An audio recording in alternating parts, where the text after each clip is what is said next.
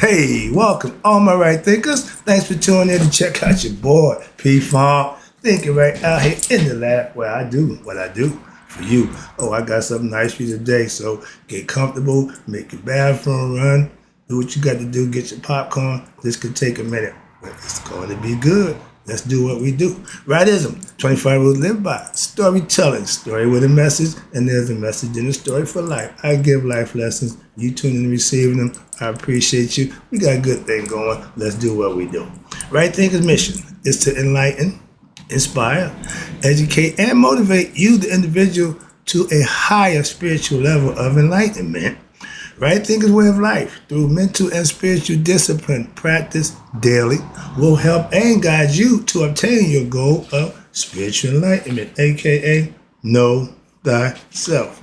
My mission is that all right thinkers know thyself. If you're a right thinker, your goal is to know thyself. See where we're going with this? So I asked the question, do you know you? It's rhetorical, but if you don't have the answer for yourself, tune in. I can help you with that. That's what I do for you. A person who knows not that they know not, is foolish. Disregard them. A person who knows not and knows that they know not is simple, but you can teach them. That's why I do what I do for you. Appreciate you too. Stay tuned. I got more for you. A person who knows not and believe and think that they know is dangerous, avoid them. I do. A person who knows and knows not that they know is spiritually asleep. I can awaken them. I'm the spiritual alarm clock here too. Wake you up with knowledge of self. That's what I do for you. A person who knows and knows that they know is wise. Follow them. All these persons reside in you. Right thinkers, know thyself, and always, to my yacht, be true. Right thinkers, we're going to talk yoga. No, how about this? Right thing, let's talk about mastering integral yoga, aka the sixth discipline. But it's called mastering the integral yoga, and that's what leads to true happiness and inner peace. I'm gonna break that down for you. It's gonna be a minute, but I got some good stuff for you. Let's rock. Yoga is the practice of what? Mental and physical and spiritual discipline. You cover every aspect of your person, mind, body, and spirit, which leads to self-control and self-discovery by what? Purifying the mind, the body, and the spirit all together, all at once, so as to what? Truly discover the deeper spiritual essence which lies where? Within every human being. We're spiritual beings having a human experience. So everybody have the same spirit. And being all human beings and every object in the universe. Again, God is all. In essence, understand this. Our goal as right thinkers of yoga to practice is to unite, what's that? Unite or yoke one's individual, your consciousness, your spirit, your soul, with what? The universe. You see me pointing out the universal, or they call it the cosmic consciousness. I just gave you the cosmic mindset. That's where you become conscious of yourself in the physical form while here on earth. Therefore, our ancient Egyptian religious practice was what? Especially in terms of what? Rituals. They was big on ritual. Why? Because ritual stains the brain with understanding and other daily practices of what? Ancient Egyptian temple, system. A system, not a belief system, a temple system known as Shitat Netta, aka right thinking philosophy. And that was the way to what? The hidden supreme being. God is visible, but he's hidden to the ignorant of who? Those themselves. You don't know God is in you, then you are ignorant of yourself.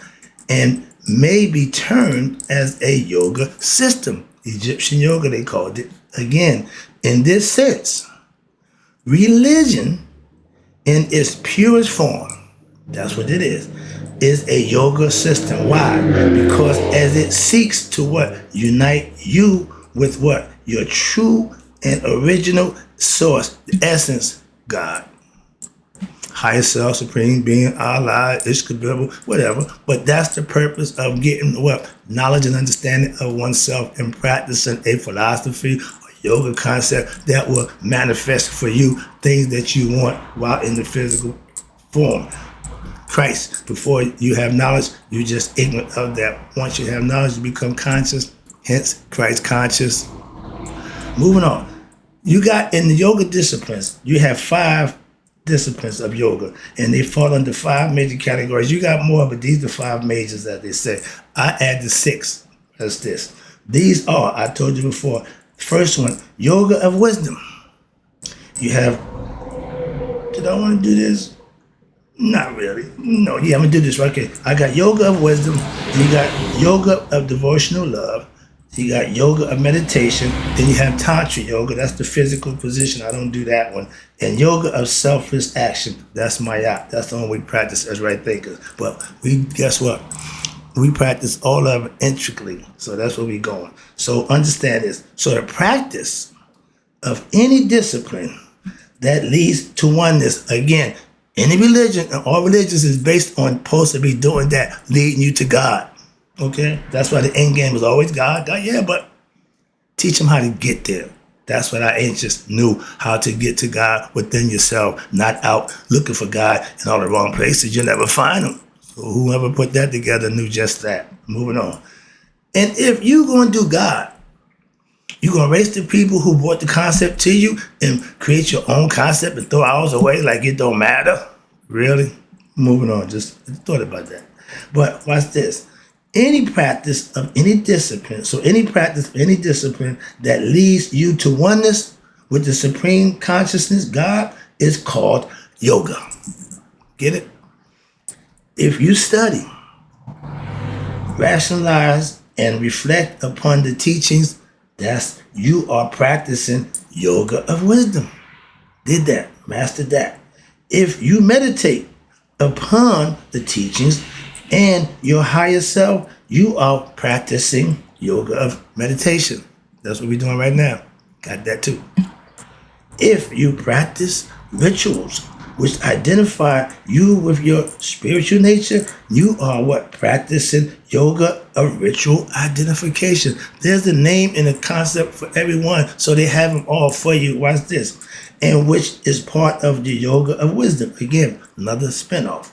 And the yoga of what? Devotional love, and even the love, devotion to the divine. That's God. Now, if you develop your physical, here we go, your physical nature, using your psychic energy centers, which is the chakras, remember them? You are practicing, remember, serpent power? My girls, and that this and I said, okay, that's practicing serpent power. We call it Aret Shekem, okay, yoga. Did that too, which is part of what? Tantra yoga. Don't do that. I tell you that all the time. I'm not going to put my legs, no, I can't do that. Now, but if you practice right thinking philosophy, this is us. If you practice living according to the teaching, I tell you, I live what I teach, of ethical behavior, morals code that I'm still by, and selflessness. What are you doing? You're practicing yoga of action, aka right thinking philosophy, or better known as Maya. In where? Your daily life. That's where it starts. And that's how you have to use it to master it. And if you practice turning your attention toward the divine by what? Developing your love for who? For God. Then it is called what? Devotional yoga, or yoga of the divine love. Again, God love. Love for God. Christians practice that one without knowing it. Why? Because they devoted to Christ. I ain't got a problem with that. So moving on, but that's the philosophy. The practitioner of yoga is called a yogin, male practitioner, or yogini for the female practitioner, again. And one who has attained what they call mastery, or they call a culmination of yoga, meaning every category, every aspect mastered, union with what? The divine, God. That's called being a yogi. I got 10 years in running. In this manner, Yoga has been developed into what many disciplines, which may be used in an integral fashion, right there, to achieve what? The same goal of what? Enlightenment. But in this book, in this page I'm gonna write down for you, we will concentrate on the practice of what? Yoga of meditation. That's right in the philosophy, that's what we do. Getting down here, but it's really called integral yoga. Let's talk about that. The personality of what? Every human being is somewhat different, and that's what it's supposed to be. I, individual, meaning one, unique. We all are. Stop with, no, we all are unique. Moving on. And every human being is somewhat, we all different from each other, and that's normal. However, the sage of yoga have identified 4 basic factors which are common in all human personalities. Okay. These factors are, you ready? Emotion, ego. Reason, logic, that's Tahuti. Action, okay, that's Pata, getting it done. And will, that's Mayat, holding you accountable to do what you need to do, have the willpower. And this means, I got another breakdown for that coming up. This means that in order for any human being to evolve spiritually, all these aspects of said personality must progress in an integral fashion. Why that way? Therefore, 4 major forms of yoga disciplines have evolved, and each is specifically designed to what? To promote a positive movement in one area of your personality. Again, each one has a specific reason, but when you're practicing them all together, watch this. This is what Kwai Chang Caine did in the Shaolin Monk. He got every chain, but mastered every one. Before him, it was a man called Imhotep. Everything he did, he mastered. First multi-genius. But the yoga of devotional love, watch this, for love, enhances what?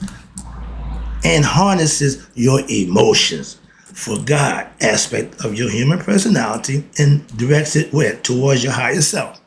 Again, the yoga of wisdom, Tahuti, enhances what? And harnesses your reasoning aspect in your human personality and directs it where? Towards higher self. Again, everything's going to the higher self. Then you got yoga of action, selfless service, enhances and harnesses what? The movement and behavior aspect of your human personality and directs it, yeah, you got it, towards the higher self. Now the yoga of meditation enhances again and harnesses your willing aspect in the human personality and yes, directs it towards the higher self. Thus, yoga is a discipline of spiritual living which transforms what? Every aspect of your personality in the integral fashion, meaning you're going to be your best at every aspect of yourself. Now, leaving no aspect of your human being personality behind. So the ego can't not be in control. It's going for ride. Oh, it's on ride. It's there. We're going to need them. That's what you carry them for. Okay? You only take what you need. And you're going to need the ego. Trust me. And this is important. Why? Because an unbalanced movement will lead, you ready, to frustration, more ignorant actions, aka fetters, more distractions. Now your mind is all messed up. You can't think, you can't meditate, you can't flow. You lost contact with God. That's what the ego does. It edges God out. It puts you on a selfish plane where you don't know up, down, left, from right. Okay? You are distracted and you are lost within yourself, ignorant. And more illusions of what? Some of us suffer from delusions of grandeur. They think they're more than what they really are. Okay? And what leads you away, meaning that way from the higher self. If the higher self is that way, if what you're doing is leading you that way, you might want to change up. Point the arrow the other way. Again, from your higher self. Ignorance cannot leave what? the plane, the surface here, the physical world. So all it wants is what? Physical pleasures, earthly pleasures, desires of the flesh and of the earth. That's not spiritual. For example, if a person develops what? Reasoning, the reasoning aspect of their personality, he or she may come to believe what? That they have discovered the higher self.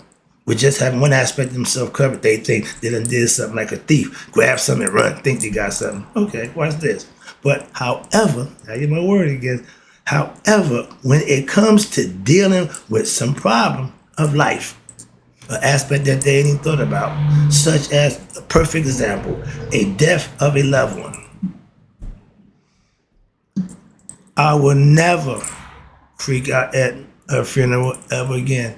Even I know I got one coming. I'm gonna be cool. Why? That's what I do. I understand. And if not, watch this. If you don't have that aspect of your emotional character covered, watch this. A death of a loved one. Watch this. Here you go.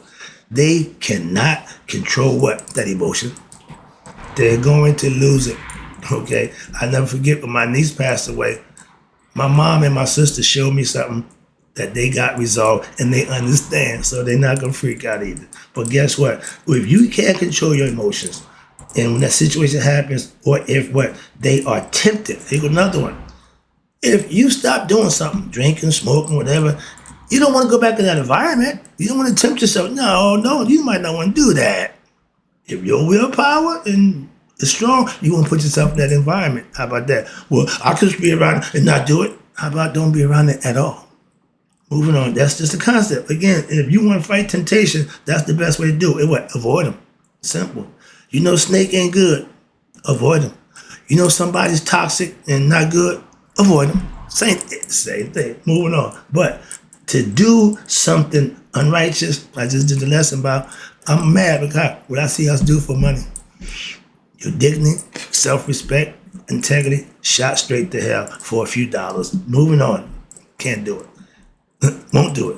Okay? Such as smoking. You have a habit that you know is wrong, and they cannot control that action. And they have what? No willpower, courage, inner strength to what? Resist something that they know is wrong. If you can, calm down. If you can control your desires to do wrong and whatever, why you pick and choose what you want to desire, what you want to pick and choose to, well, I gotta have that. Well, I can't, I won't eat pork, but I smoke cigarettes. I don't drink alcohol, but I get high. Whatever choice that you make, that's the consequences is yours to pay. Moving on, understand that. But the best way to solve a problem is to avoid them. The vision of my Intregal yoga, right thing philosophy, is what they call a lofty goal. It ain't easy. And people have told me that, man, you too hard. Okay, but watch this. Every human being starts out down here at the bottom of the pyramid. Okay, that's right thing philosophy. And every human being can achieve what? Making it to the top with the proper guidance and more than anything, self-effort. I call it putting in the work. They call it self-effort. That means you have to put the work in. When? Repeated practice. When? Daily. Okay? And there is a very simple philosophy. Watch this. Behind right thing philosophy, aka Intregal yoga, or the sixth discipline, yoga. During the course of the day, watch this. This I mean by being God conscious. You may find yourself doing various activities, and you will. But when you're doing something, you give a self-service. That's a good job. Sometimes you will be quiet. That's meditation time. Talk to God. At times, you will be what? Busy at work if it's your job. And at other times, you might be interacting with other people, etc. And acting, being, doing, those are all practice philosophies. And this is what Intregal yoga gives you the opportunity to what? Practice yoga when? All the time. When I think about God, all the time.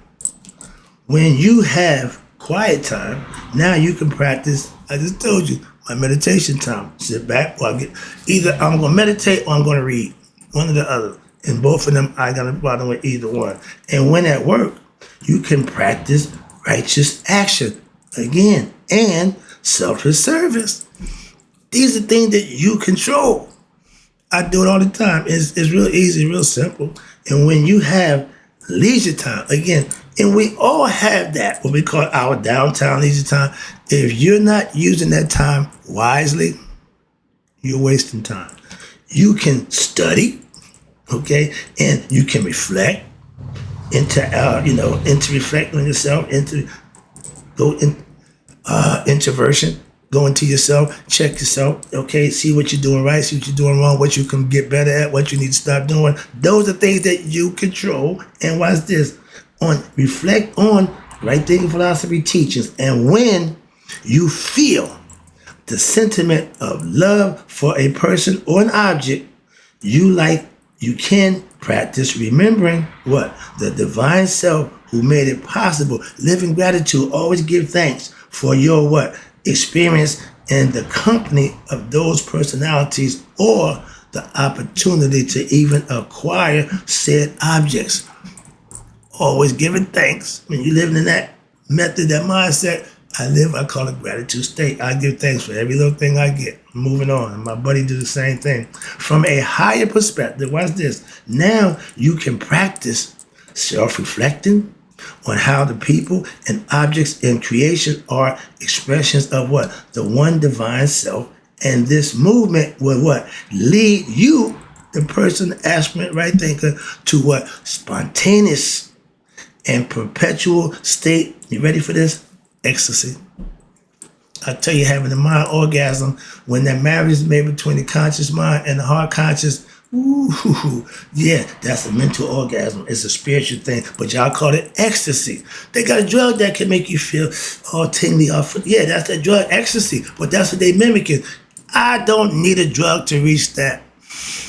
Man, Sadi Guru taught me that one. Okay, if anything you want to have, you can't let an outside force control it and it get higher altered states, ayahuasca, or they take to 2 dimensions. I've been taking acid for a long time. It did the same thing. Speed the thought process up, okay?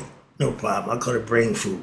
But to reach that state of ecstasy is putting in the work, and it's a spontaneous thing. And what happens? You reach peace. And y'all call it bliss. I got some Christian sisters, so I call them blissed out. Why? They service of the Lord. I got church friends, they blissed out. They service of the Lord. So they being blessed. So they blissed out. What's this? Which are the hallmarks. This emotion, this concept is the hallmark of what? Spiritual enlightenment. You can get it from religion. Trust me, I said you couldn't. But the work you got to put in is the same thing if you're getting it from me. Don't make a difference. But work still got to be put in. That's my point. And the purpose of right thinking philosophy, aka Intregal yoga, is what? Therefore, to what? Promote integration of what? Your whole personality, every aspect of a human being, which will lead you to what? You ready? Complete spiritual enlightenment. Thus, right thinking philosophy, aka Intregal yoga, should be understood as what? The most effective method the most effective method to practice mystical spirituality, aka spiritual knowledge, to become what? Happy. True happiness with inner peace with oneself. And I'm about to finish up right here.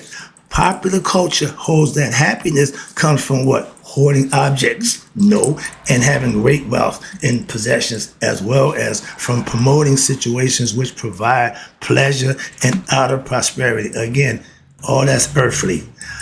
Upon close reflection, if you did that, you will see real quickly and notice that this is an illusion. Bam. Have you ever met anyone who was really happy all the time? You go over to India. Every one of them guys are happy. Why? They realize what life is all about. So you can't move them. I'm trying to get you to understand. You can reach that same place within yourself by practicing Intregal or right thinking philosophy. And even those, watch this, even those who seem to have everything they want, you see how that turned out, in life and never are what? Satisfied. Why? Because they're searching for everything in the wrong place. They are ever what? Restless and never fulfilled. Why? Look at your own life. Start with that. Instead of liquid outward, liquid inward. Look at your own life and now reflect upon this. Objects, money, and people do not and cannot bring you true happiness or peace within oneself. Do you understand that? In the end, they are all fleeting. True happiness, again, listen, true happiness is inner peace, comes when there is, you ready? Detachment from worldly objects and sentimental worldly relationships, meaning people. Be they considered pleasurable or a source or pain. Either one, they will cause if you let them control you. Take yourself out that concept in that mode. Inner peace starts within you. Consider yourself sleep time. Watch this. Consider your sleep time. What? When you turn away from what? The real world and your ego personality, do you not experience what?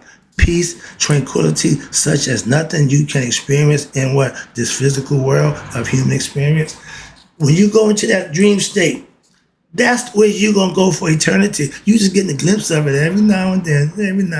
But it lets you know it's there, how you get to it. That's the whole purpose of studying and learning self-mastery, yoga philosophy, right thinking. Why? Yet people continue, watch this, to search for a what? True source of peace and pleasure. Where? Through their ego-based experience in life. That's all you're going to get is satisfaction of the flesh. This is because, you ready? This is because lack of self-reflection and life's distractions of what? The mind causing you to be agitated or uneasy. When true peace and fulfillment can only, watch this, can only occur when there is steadfastness, holding fast to what you believe in what? Your inner self. Never mind what people say or think, feel about you. Hold fast to what you believe. You are what you believe you are. All you got to do is manifest it for yourself. If you believe in yourself, that's what you will do. And watch this. Your inner self, and what happens? You're no longer leaning upon what? Your physical illusions and your externalities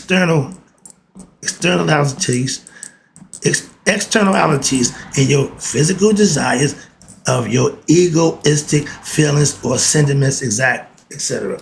Meaning, if you still craving physical things, you haven't learned. When these qualities have been developed, peace and joy can now be experienced when? At all times. Say what? At all times. When you eradicate all those negative aspects, when you start to do, be, and act in the righteous manner, you will be at peace at all times, such as a sage. True happiness is what I have, and peace is only experienced when what? The mind is not affected by waves of desire, pleasures, and pain, the ups and downs of life. I tell you, flatline. Good, flatline. Bad, flatline. Not the dip up when it's good, down is bad. Flatline. Moving on. I'm about to wrap it up. I told you it might take a minute. I'm about to take it home right now. So true happiness, in order to find it, and prosperity are inner treasures. Let me say it again. True happiness and prosperity are inner treasures which are to be discovered within the heart and not outside in the world. You follow me with this? I'm racking it up now. I'm taking it home. The goal of leading a meditative, intricate yoga lifestyle, spiritually disciplined, is what? Is to discover the true treasure that lies within. Hotep, supreme peace within oneself. You can obtain that by putting in the work for yourself. And this treasure is more important than any form of outer prosperity, no matter how secure it may seem to be. Anything outside of yourself can be lost. And watch this. You lose anything which you hold. You can't lose anything which you hold where? In the heart. Therefore, that which is inside, the innermost reality within you, is more real and abiding than any outer development in the physical world. So why, again, do people search incessantly for worldly pleasures, 1,000 bottles of baby oil, and activities which they what believe will bring them happiness? If you think happiness is doing that nonsense, you really got the game twisted. And this has been a central problem in our study of yoga and the mystical spirituality. Why? All of the practices of spirituality are directed to answering this question, as well as showing the true path which enables you to discover your true fortune, or your true fountain of peace and joy, aka nihas, or know thyself. And now, according to the instructions on the temple of Aset in the ancient, I'm sneaking one in right here, I see the clock, ancient Egyptian, a spiritual aspirant, which is you, needs to engage in the following process of spiritual practice. This is what you need to understand right quick. Listening to the teachings. You tune in every day, you do that, appreciate you, thank you. Now, you constantly study and the reflection on said teachings, along with now practicing them in your everyday life, daily situations, and you use them, and you'll see how they work, and you'll become the master of them. And the last one is meditating on the meaning of the teachings is to get you to purify your heart, to make sure when it's said and done, going through life, it will be light as Maya's feather. And according to the teachings of the Juna Yoga and the wisdom from India, they use it this way. The process of yoga consists of, again, 3 steps. I did the earlier session, but this is theirs. Shravana, listening, that means listening to wisdom teachings, having achieved the qualifications of a right thinker or aspirant, and there is a desire. You want to listen to the teachings from the spiritual preceptor. There is increasing intellectual understanding. You're starting to grasp the concept, and once you start implementing, oh yeah, you crave now more. Why? You want to use it, of scriptures and the lessons, and the meaning of true versus untruth. Your discernment, your detachment, your dispassionate, all that's doing that for you. You have to practice those things daily. And what happened? You got real versus unreal, temporal versus eternal, mortal, human, you will die. Immortal, conscious of spirituality, knowing thyself, you won't die. You practice Maya, death won't come to you. Next one, number 2 for them is manana. Reflection, to them it means reflection. Same way, this is word a little different. I'm going to break it down for you right quick. Of these teachings, living according to the spiritual disciplines enjoined by the teachings until the experience, aka your wisdom, is fully understood. You are living it, you're manifesting it, so now you know it.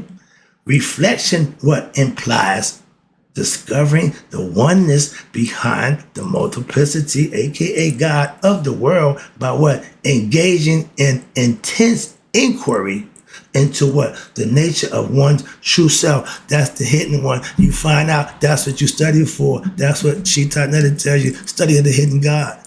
They knew that too in India. Wrapping it up again. This is Nadihanasa, Nadahayasana.